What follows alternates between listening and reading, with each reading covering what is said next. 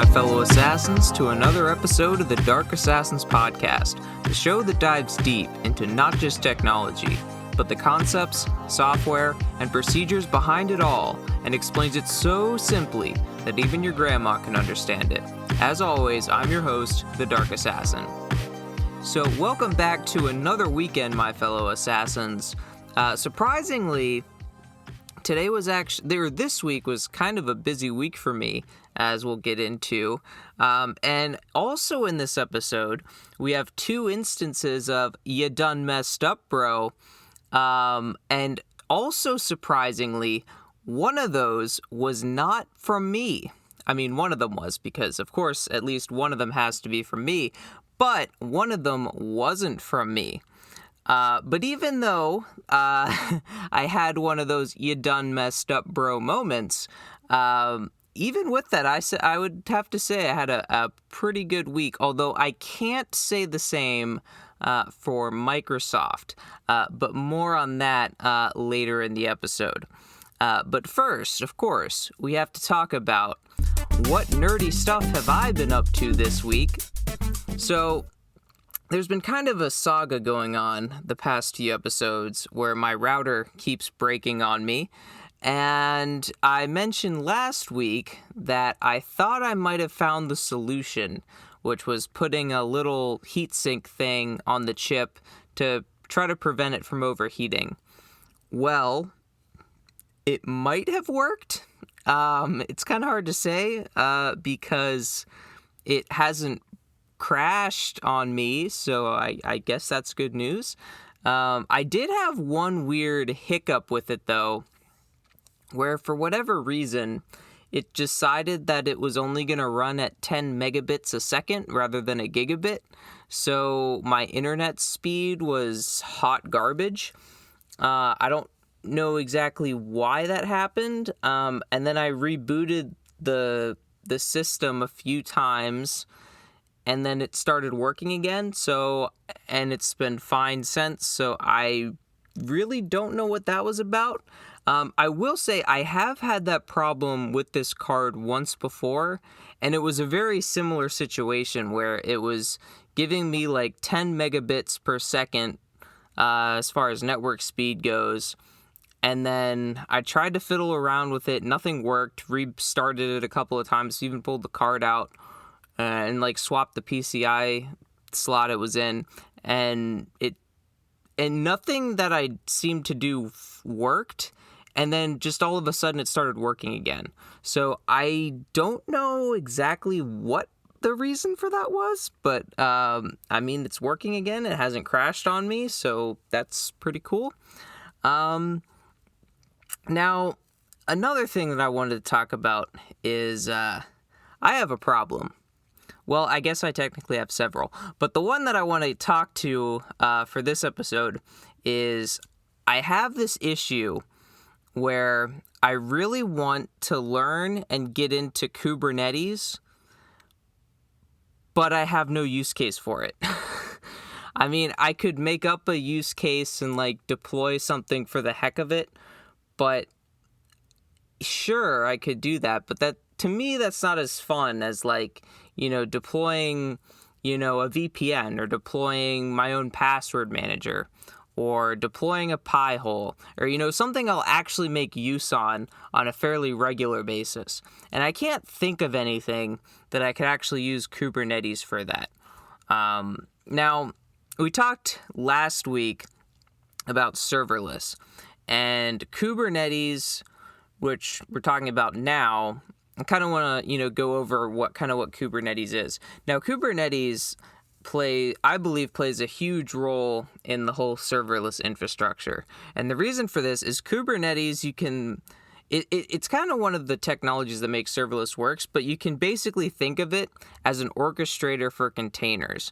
And basically what that means is with Kubernetes, you're allowed to scale, deploy, and load balance containers across a cluster of computers or a cluster of nodes, as they would call it.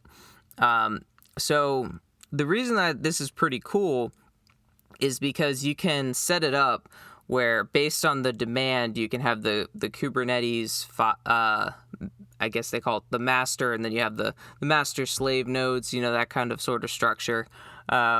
Basically, once when the master node notices that demand's getting really high, it'll, ramp up production of these containers and push more containers out to the cluster to better load balance the load. And then as the load kind of dies down, then it might, delete some of those containers to help better manage resources and that kind of thing. So really, really cool stuff. Want to get my hands into it, but I don't have a use case for it. And part of the reason why I kind of got this, urge to do this again was I've kind of, wanted to do it for a while, but I haven't had a super strong urge in a while. And I recently watched I already saw the video, but I watched it again. It was Network Chuck's video, where he basically turned a cluster of, I want to say it was 8 Raspberry Pis, I believe. He basically turned a cluster of 8 Raspberry Pis into a supercomputer with Kubernetes, which is really cool. It's a really long video, so you definitely want to make sure you got plenty of time, but I would recommend it. It's a great video, good watch. But I was watching it and I was like, man, I wish I could do that. I mean, I could, but I just don't have a project or something that I could use that I would actually make use for. So I could also make the argument, which I already know that you're all going to laugh at me for this, but I could also make the argument that I don't have the hardware for it. Yes, I said I don't have the hardware for it. I can already hear you laughing because I can already hear you saying, but Dark Assassin, aren't you the one that talks about how you have a full rack of enterprise servers at your house? Yes, I do. But in my defense, those are either A, being used to house virtual machines, B, is a NAS, so I can't really do stuff with that aside from it being a NAS, or it's just so darn loud that I never have it turned on unless I actively want to play around with it. So there's that. Now, you could also I can also hear you saying in the as an argument that couldn't you just spin up a virtual machine or multiple virtual machines on one of your hypervisors and do Kubernetes that way? And you are absolutely correct. I could definitely do that. And that would probably be the way I would first get into it, just to kind of test it out, assuming I could actually find a project that I wanted to do. But part of the problem with that approach is, yes, I definitely could spin up, multiple VMs to basically serve as a cluster. But because at that point, though, it would literally just be for demonstration purposes and proving a point. Because while, yes, I'm using Kubernetes, it's really, and it's technically on different quote-unquote machines, it's really on just one machine. So there's really no point in having, say, 3 virtual machines on one system when I could just simply make a single thick boy VM, and that's thick with 2 C's, by the way, for anyone keeping track, with the same processing and RAM capabilities that those 3 VMs would have, but that single big VM would have a lot less overhead because I wouldn't have to have 3 different versions of 3 different operating systems for the same, processing power. So, for example, if I gave each VM 4 cores and 4 gigs of RAM, I could, just give myself, 12 cores and 12 gigs of RAM. And I'd only have to deal with 1 operating system rather than 3. So there'd be a lot less overhead in the storage department. So there's that. Now, you totally can use Kubernetes with just one system, but kind of the point and the appeal of it is to be able to scale it out across multiple systems. So another argument, I guess you could say, is I could create, because I have multiple hypervisors. I could create, a virtual machine on one hypervisor, a virtual machine on another, and, on another. And I technically could do that, and that way it would be, more distributed.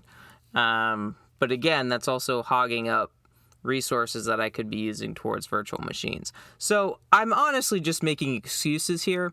Plus, at the end of the day, if I make the excuse that it's really just an excuse for me to buy more computers, right? And you all know how much I love buying computers. Now, I don't need an excuse to buy computers, but the fact that I could have an excuse to buy computers, that makes it all the more better.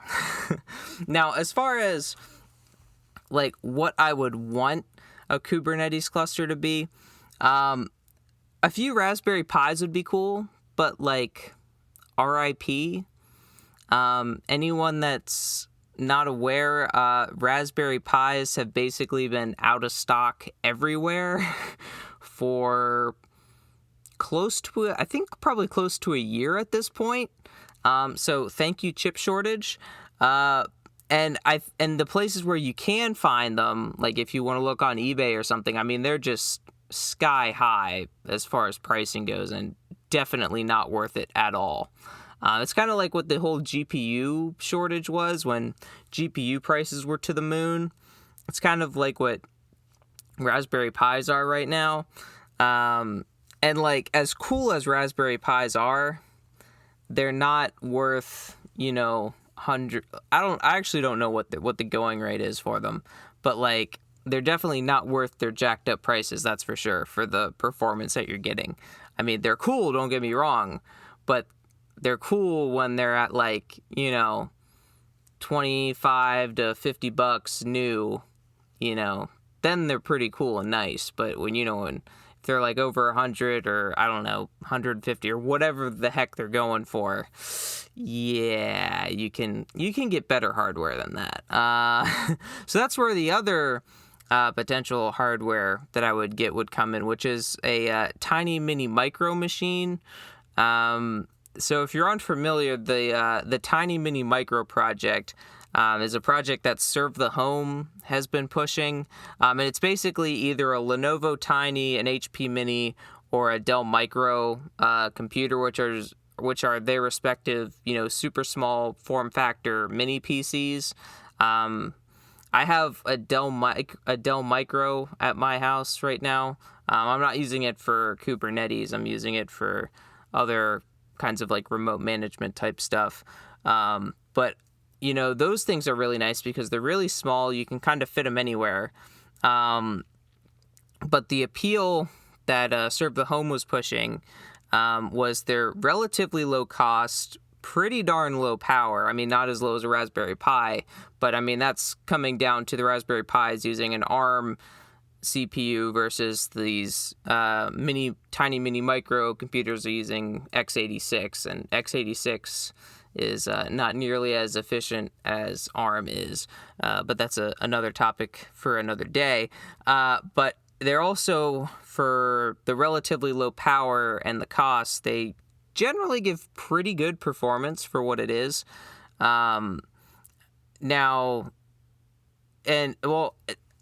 the nice thing, I guess, too, is because they're so small, you can like really easily cluster these things and like stack them and kind of, turn them into, Kubernetes cluster, for example. That's one of the big use cases for them. Other people throw like Proxmox on them and make a cluster out of them that way. So now when I say relatively cheap, you can get the like 6th and 7th gen ones for around $100-ish, which, isn't terrible. You get pretty decent performance. If you get the i5s, you're getting like 4 cores. If you get the i7s, you're getting 4 cores and 8 threads. So, I mean, pretty decent machines, especially if you're only looking to, if you're looking to cluster them, it's, pretty decent. And as far as like the CPUs go, I mean, you can't really go wrong with 6th and 7th gen Intel processors by any means. And the other nice thing is, but the reason, I guess, going back to the cost factor, the reason why they can get so cheap is because these are essentially like business computers and businesses, as we mentioned in the enterprise realm in previous episodes, businesses have refresh cycles. So when they have a refresh cycle, they want to get rid of their old stock. So they basically flood the market with, all these computers, and then you can, pick them up for, decent prices. So that's kind of why they're relatively cheap, relatively speaking. And the power draw factor is, I believe, like the 6th and 7th gen ones, I could be wrong as far as how much power they draw, but I want to say they draw around like 10-ish watts at idle, which, compare that to one of my servers at my house, which runs all of my virtual machines, my Dell R620, idles around like the 140 to 150 range. So I could have like, what's that?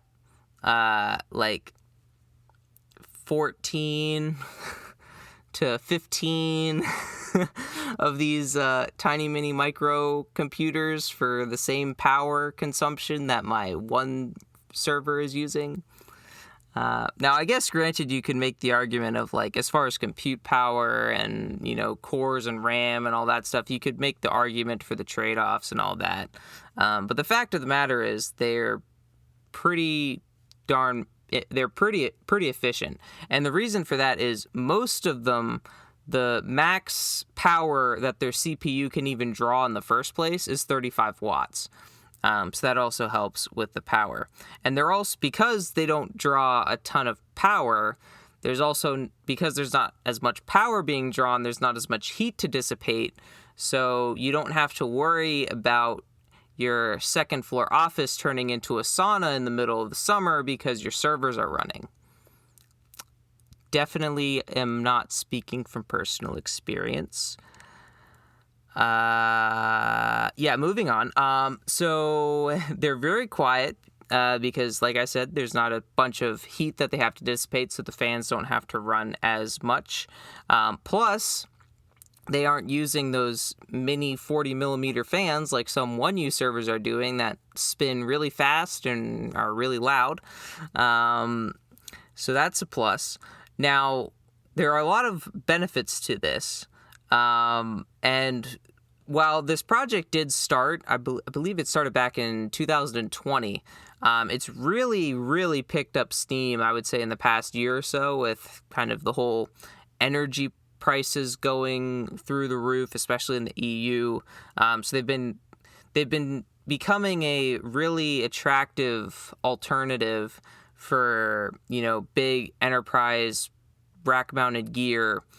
Because one, they're small, they're relatively affordable, and if you go with, the older models, they're pretty darn affordable. Plus, you don't have to spend an arm and a leg on the power to run your data center, which is another benefit. Now, there are those benefits, but there's also some drawbacks for these rather than going with, say, a rack-mounted, enterprise system. And the biggest ones that I can think of just right off the top of my head is, one is drive redundancy, because most of these tiny mini micro machines, you might have like 2 drive slots. And most likely, if you buy one of these things used off like eBay or something, you'll be lucky to get 1 drive populated. So if you want 2 drives, you're probably going to be spending some of your own money to do that.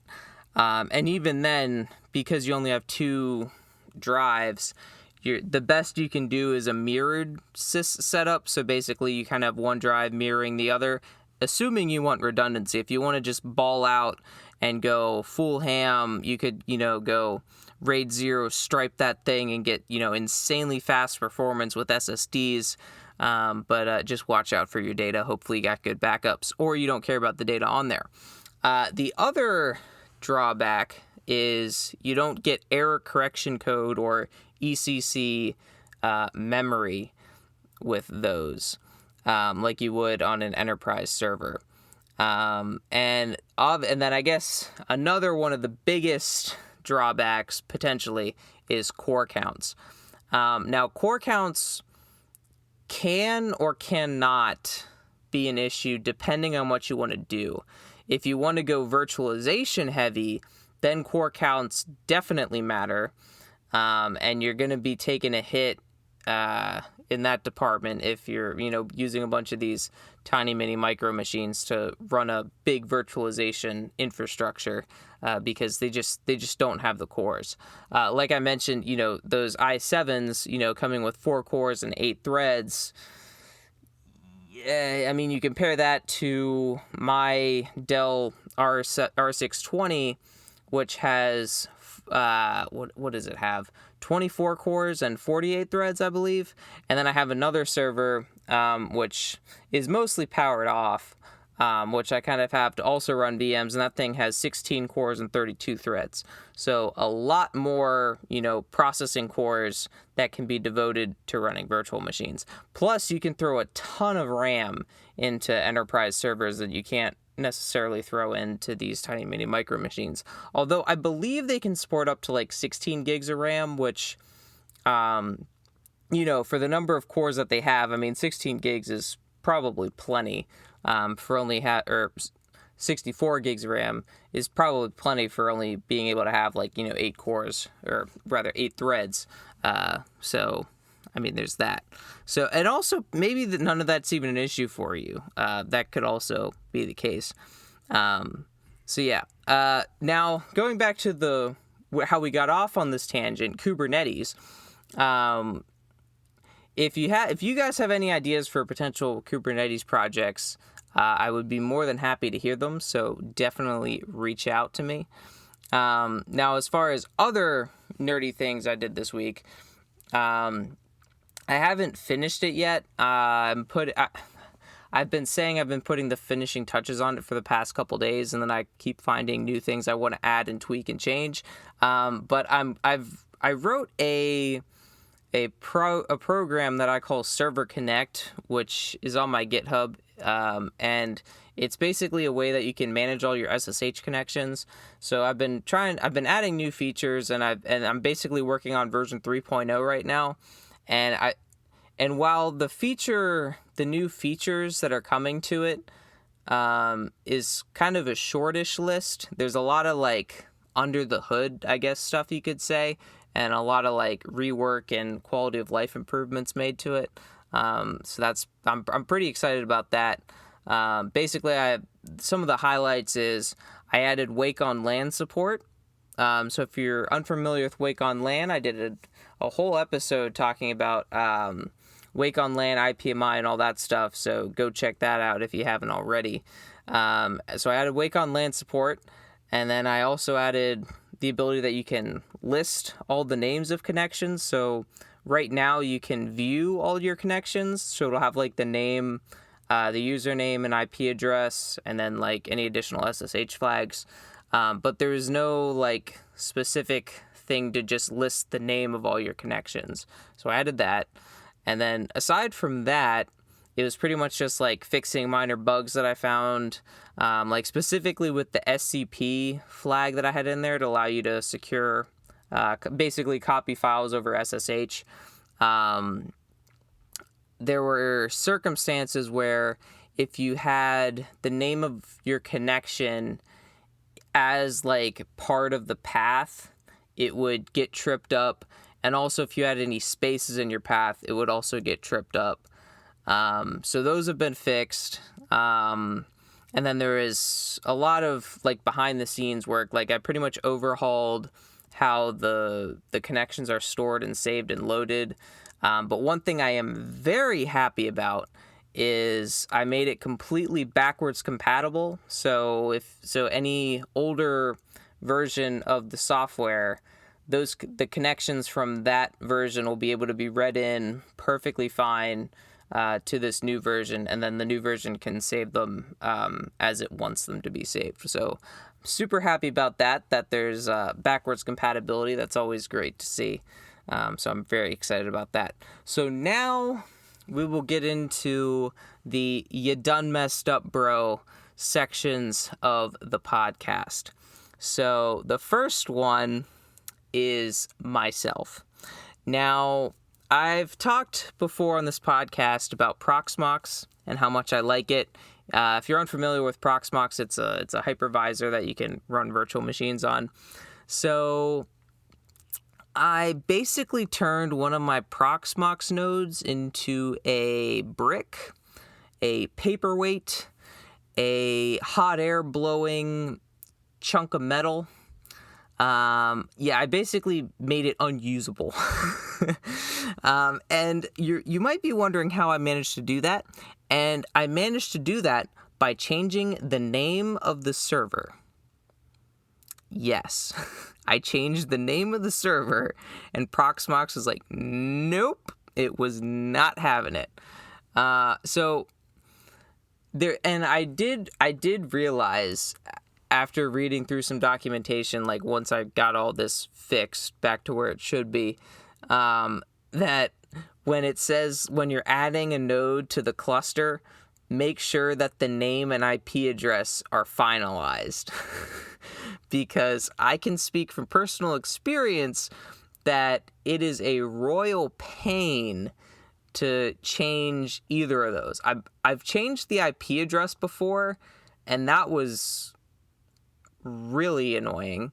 And then the host name, I believe I figured out a way. Now that it's over, I didn't actually implement this, but I believe I figured out how to fix it.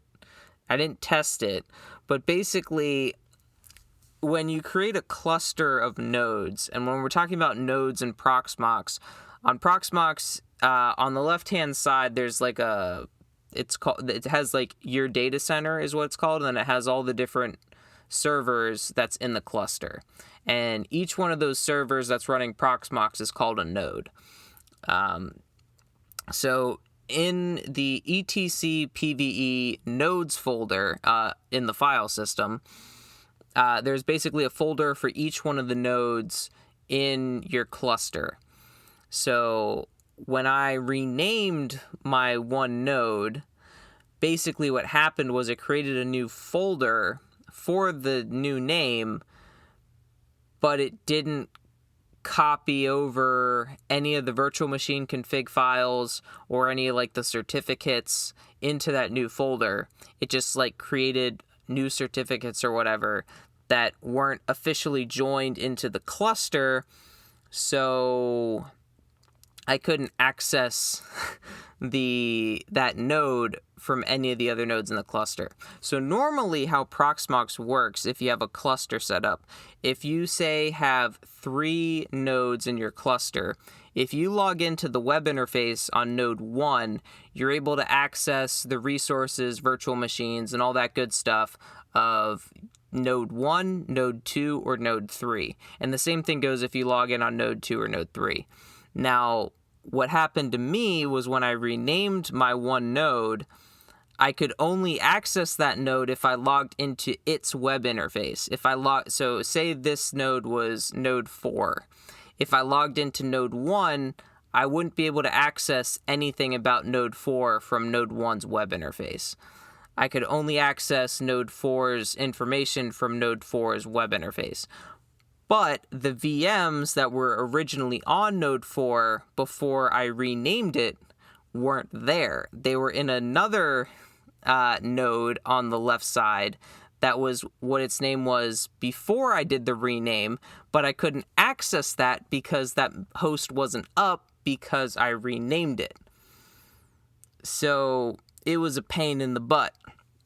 Now, I believe because in this folder, the etc PVE nodes folder, each node's name has the configuration for each VM. So what this basically does is it basically tells Proxmox where the storage is, how many processors to allocate to the VM, how much memory to allocate to the VM, the networking, all that good stuff is in this config file. So I believe if I would have copied those config files to the new folder, as well as the certificates and the keys and all that stuff from the old folder into the new one with the correct name, I think that should have worked. But I'm not sure because I didn't test it, and quite honestly, I don't feel like trying it because how long it took to get back to where I am. Now, one thing I do know works is if you delete one of those folders, it removes the node from the left sidebar of all your nodes. So that I know works. So how did I actually go about fixing this? So to try to keep this short, because we still have another topic to talk about, which I feel like is going to take a little bit of time. Basically what I did was I deleted the node from the cluster. Now, deleting the node from the cluster doesn't delete like the VMs on the node, for example. It just removes it from the cluster. So I removed it from the cluster, and then I tried to rename it. Didn't work, had the same issue as before where it created the new name on the left-hand side, but it also had the old name with the VMs. So I renamed it back to what it was supposed to be, and everything was working. And then I made the tough decision of deleting all the virtual machines on it. Now, thankfully, I keep backups of my virtual machines and back them up on a fairly regular basis. And also, thankfully, the Proxmox node that I was trying to rename also happens to be the same node that I virtually keep off all the time. So the backups that I had were basically as current as they could be. So that was a positive. So basically what I did was I completely deleted all the virtual machines, renamed it, and then added it back to the cluster, and then restored all the virtual machines from backups. And now it's back up and working just like it should be. That took a lot longer than I wanted it to. It was basically an entire afternoon and evening spent trying to get this one machine back up because I tried to rename it. So... And there's a reason online where people mention, like, if you ever need to change the name or the IP address of the Proxmox node, you're better off just like doing a fresh install of Proxmox because it saves you the hassle of having to delete all the VMs and restore them from a backup. Now, you don't necessarily have to delete the VMs. If you have a high availability set up in your cluster, or you have multiple nodes in the cluster, what you can actually do is you can migrate the VMs to other machines so they can stay running while you take that machine out of the cluster and then reconfigure it. The problem was I removed the node from the cluster with VMs on it.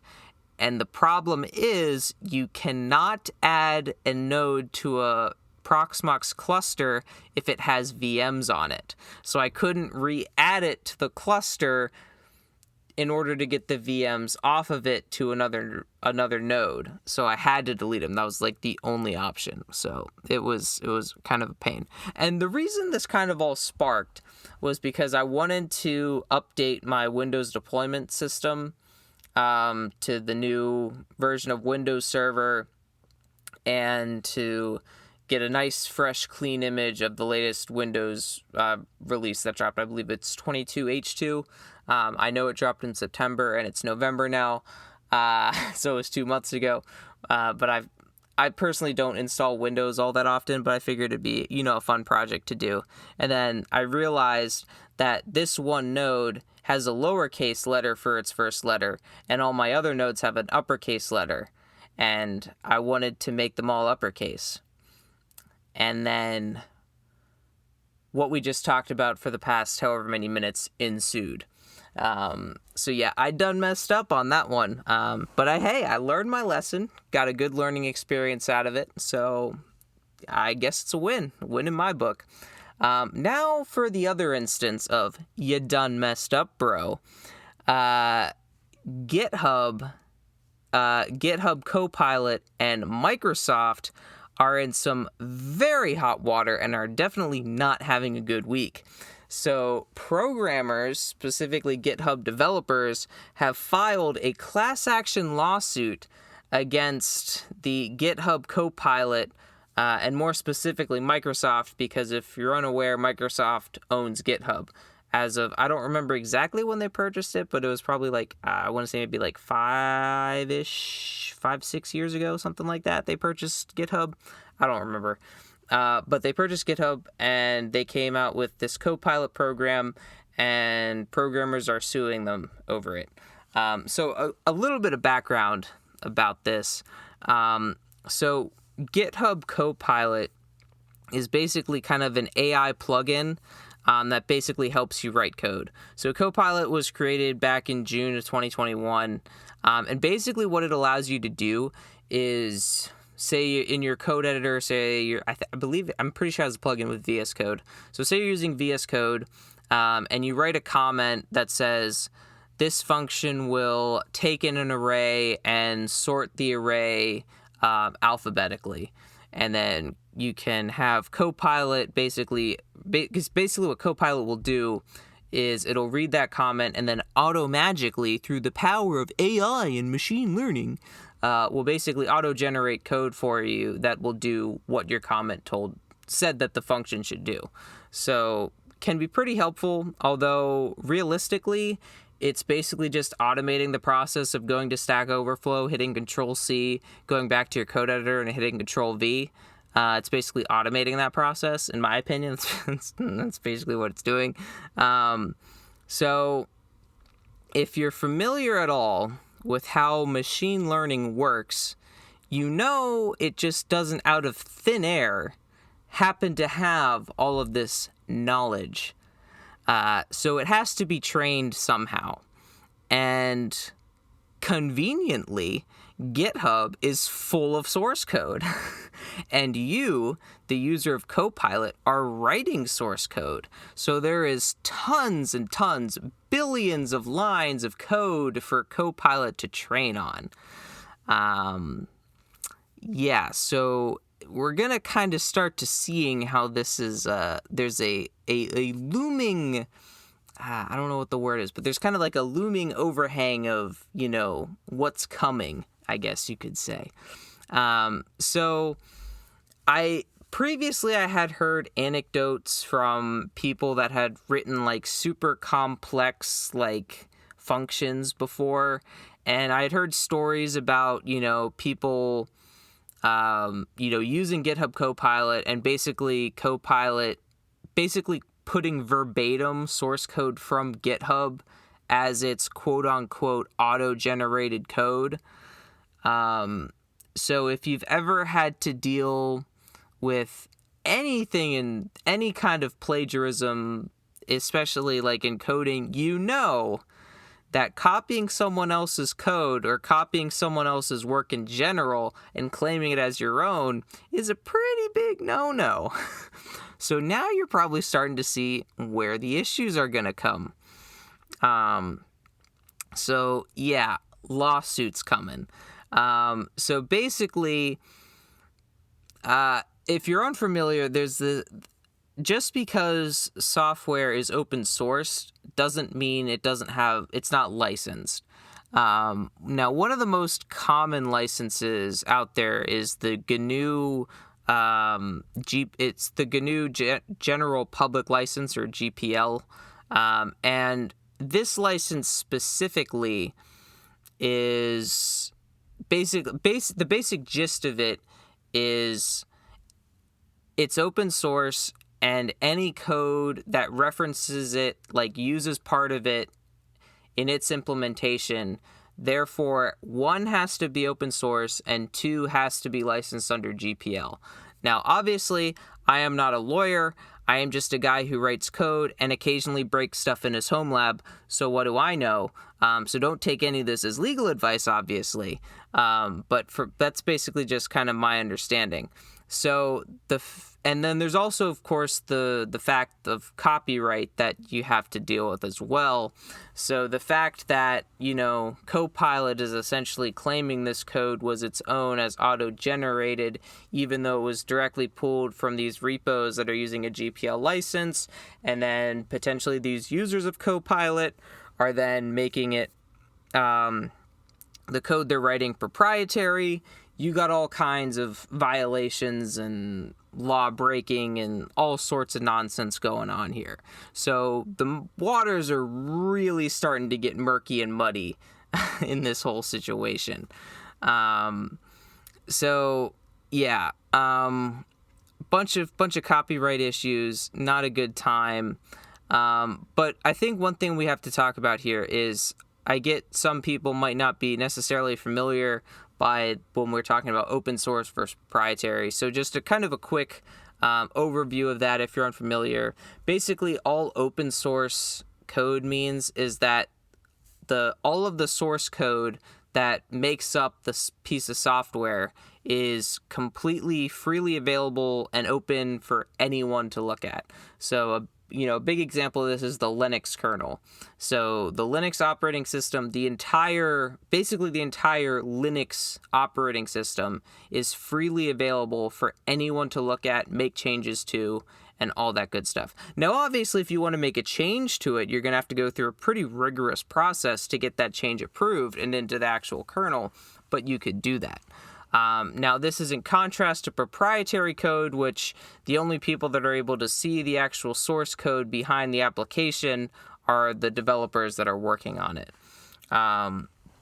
Now, the reason why a lot of people in the open source community specifically raise issues and concerns with proprietary code is because the fact that you can't actually see the code. So you have really no idea what voodoo magic witchcraft is going on behind the scenes. So sure, the company could claim that it's not harvesting your data, or that it's using good encryption, or it's not sending any kind of telemetry data, which is basically just data on how you use the app and what you're doing when you're using the software, that kind of stuff. They can claim all this stuff, but you have no way to independently verify that they're telling the truth. You just have to take them at their word. And certain companies don't exactly have the best track record when it comes to their word. So there's that. You can't independently verify that they're telling the truth. So, yeah.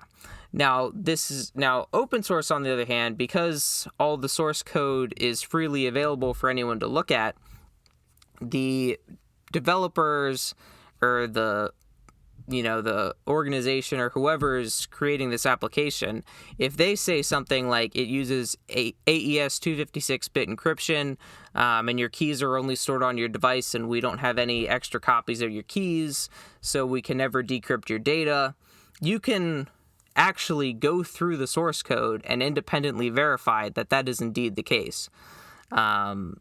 And sure, the organization could lie about not actually using AES 256 encryption, or they keep copies of your keys so they can decrypt your data without you knowing, but that would be visible in the source code and people would call them out on it. So they're generally a lot less likely to put really weird, sketchy stuff in there, which is generally why open source software is generally considered as more privacy-centric, better for your privacy, better for your security, and that kind of stuff. And the reason why we say better for your security is because it's open source, anyone can look at it, which you might think is a bad thing because attackers can, find the vulnerabilities. But at the same time, you also have the good hackers also looking at it, finding the vulnerabilities, and patches can be rolled out quickly. Whereas if the source code is proprietary, the only people that can see it are the actual developers, which is, I guess you could argue, is good from a security perspective, because the only people that would be able to see the potential vulnerabilities are the developers. But at the same time, hackers are going to be trying to break it any way they can. And if they do find an exploit, I mean, they're pretty much golden until, that's basically the definition of a 0-day vulnerability. Nobody knows about it. And then, once it does come up, then the proprietary developers are left scrambling. Whereas if it was open sourced, potentially some developer could have came across it, realized that this is a potentially, big bug, big vulnerability, make a patch for it, make a merge request, get it merged in and fix it before it becomes a major issue. Now, that's not to say that, all open source projects are, these angels and, they're beautiful and perfect and everything. That's not the case. Now, generally, the big projects with, tons of contributors and all that stuff, you're pretty much safe. But the smaller projects that, don't have a lot of users on, that kind of thing, is where you might actually want to look through the source code just to make sure nothing too fishy is going on. But also, another thing that I think a lot of people kind of mistakenly assume when they think open source is that it's 100% free.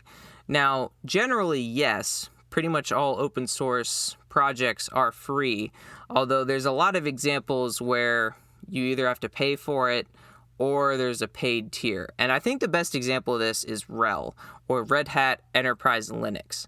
So Red Hat Enterprise Linux is basically a distribution of Linux created by Red Hat that they sell to enterprises and basically offer all kinds of enterprise support and software support and, all that good customer service, that kind of thing, which you don't get if you just, download a Linux ISO from, I don't know, Arch or Fedora. Well, Fedora is from Red Hat, but it's still you download a Linux ISO and install it yourself. You don't really get that customer support that Red Hat would offer.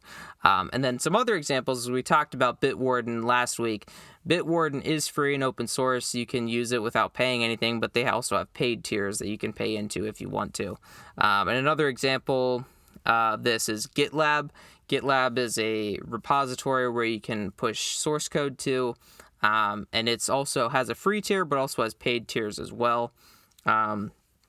So, now you could, if you wanted to, you could download the source code and basically remove all the paywalls from it if you wanted to.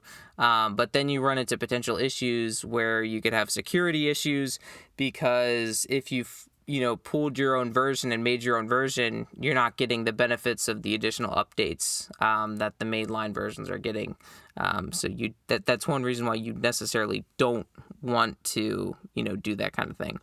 But anyway, getting back to Microsoft, they basically fell for the trap that, it's open source, we can do whatever we want with it, when that is obviously not the case.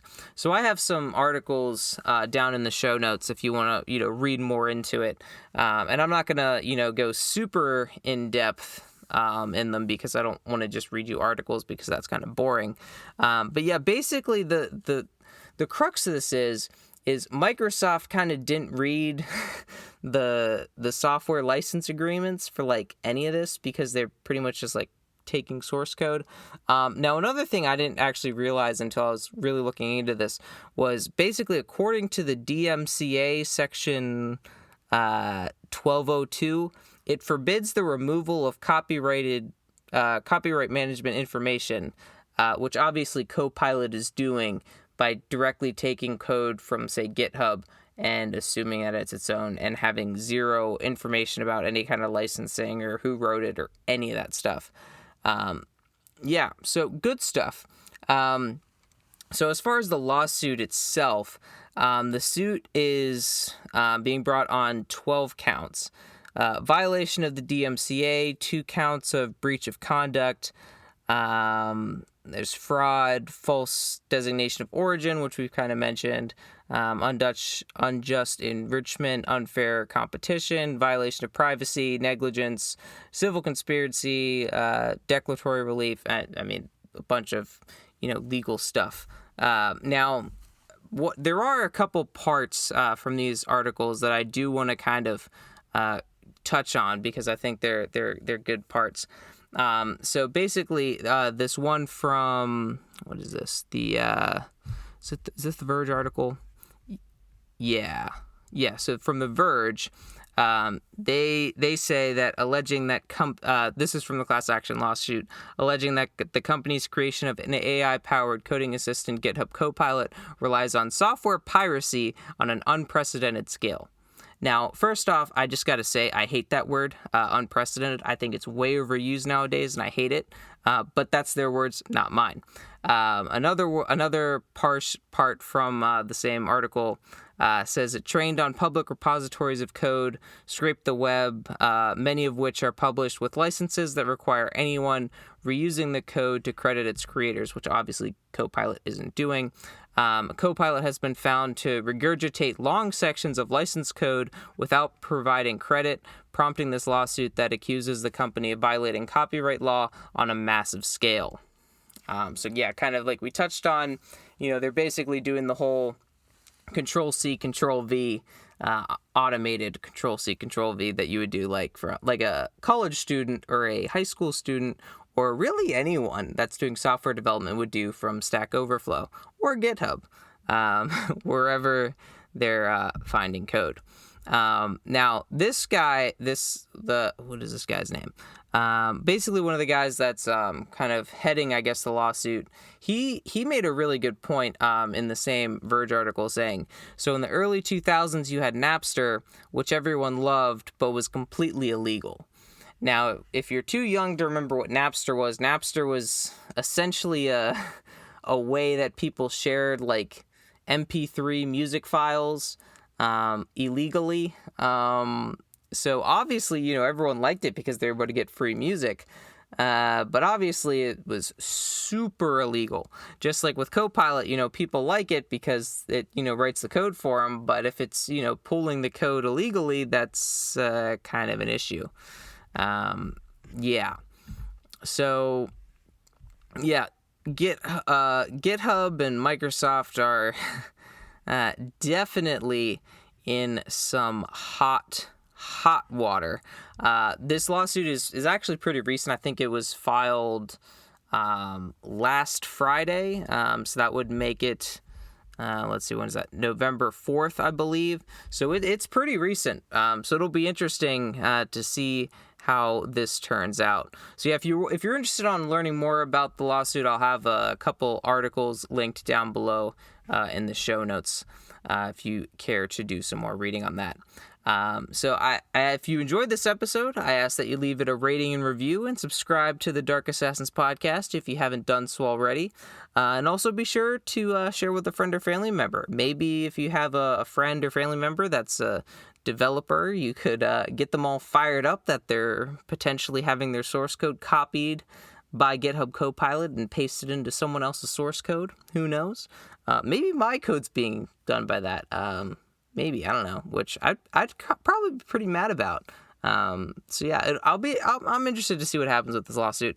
But anyway, if you have any questions about this episode, or you have any topics that you want me to cover in a future episode, shoot me an email at contact@darkassassinsinc.com. There's a link in the show notes below that you can click on for that. And that's going to do it for me in this episode of the Dark Assassins podcast. Until next time, my fellow assassins, remember, bool nothing equals true. If action not equal to null, return true. I'll see you next time on the Dark Assassins podcast.